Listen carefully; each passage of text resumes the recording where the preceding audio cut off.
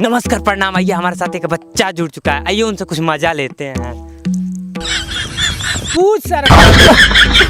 नमस्कार प्रणाम। आइए, हमारे साथ एक ऐसा व्यक्ति जुड़ चुके हैं जिनका गांव में बहुत ज्यादा नाम है।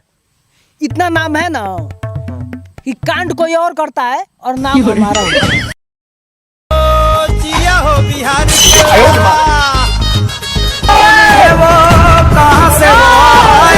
थूक कर कपड़ा में छेद कर देंगे और थूक लगा के भीतर। नमस्कार प्रणाम। आइए, हमारे साथ एक नेताजी जुड़ चुके हैं। हाँ नेताजी बोलिए।